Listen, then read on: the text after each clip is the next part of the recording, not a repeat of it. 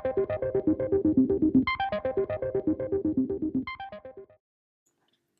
and welcome back. This is module 11. This module is on data protection. At the heart of NetApp's data protection solutions, we find two tools, SnapMirror and NDMP.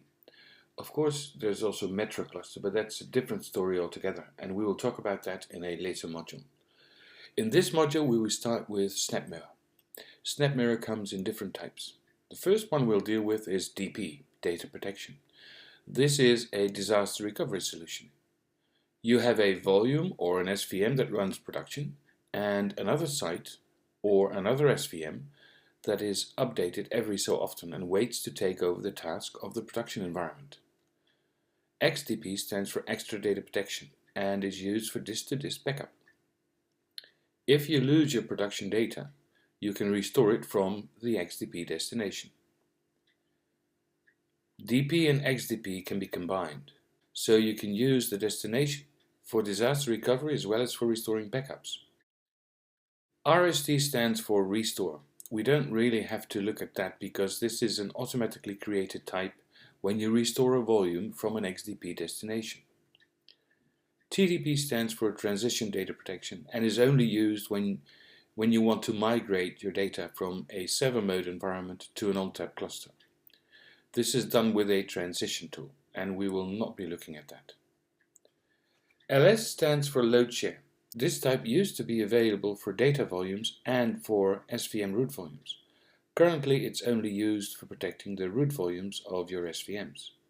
We will cover that. We will first have a look at SnapMirror DP. SnapMirror DP is based on replicating blocks that are caught in a snapshot. So you have a snapshot in volume and all of the blocks in that snapshot are replicated to a destination. This is called a baseline transfer. After the baseline transfer is complete, you can schedule incremental updates. When you run a SnapMirror update, a new snapshot will be created on the source, and the two snapshots available on the source will then be compared, and all of the new blocks will be replicated, including the snapshots themselves. Then the oldest snapshot on the source is deleted, so after an update is complete, there will be one snapshot on the source and two snapshots on the destination by default. And the following holds true for DP as well as for XDP. You can SnapMirror a volume to another volume in the same SVM. You can SnapMirror a volume from one SVM to another volume in another SVM. And you can also SnapMirror a volume from one SVM to a volume in a different SVM in a different cluster. SVMDR is replication at the storage virtual machine level. That means that when you create a volume in the source SVM, then after an update, that volume will also be present in the destination SVM, unless you unprotect it. SVMDR has some features that we will discuss later.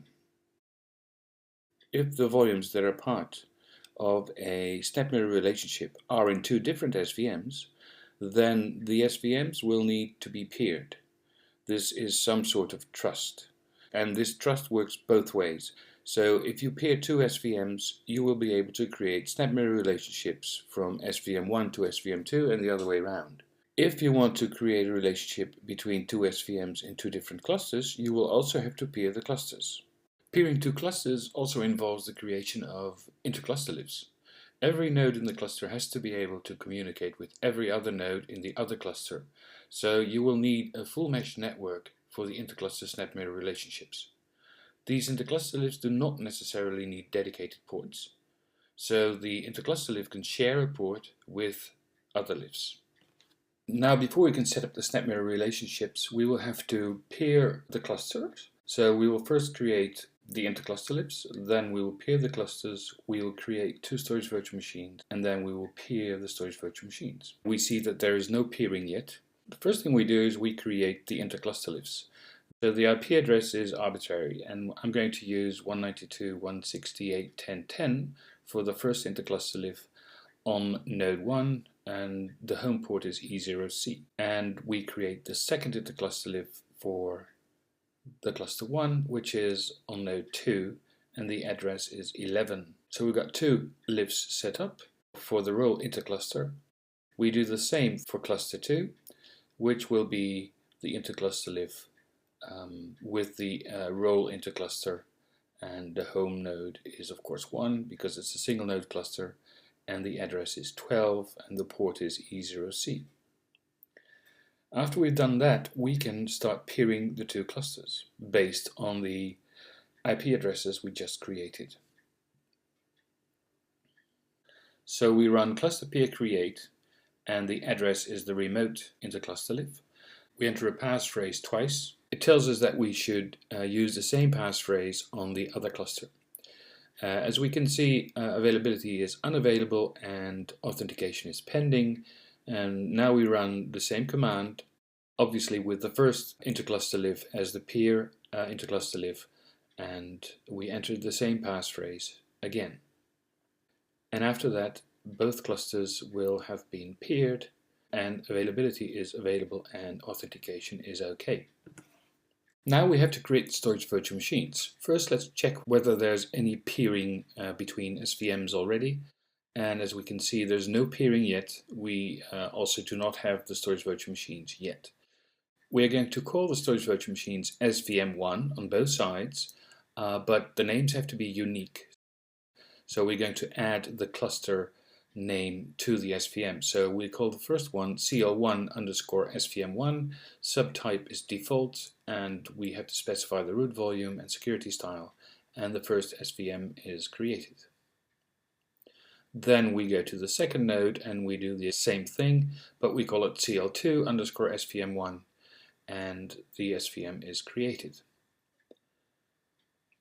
Now we can peer the two SVMs. So we specify the source SVM and then the destination SVM. Application is going to be SnapMirror, could also be file copy or LUN copy, but we're going to set up SnapMirror relationships, so we leave it at SnapMirror. And we see that the peering is pending.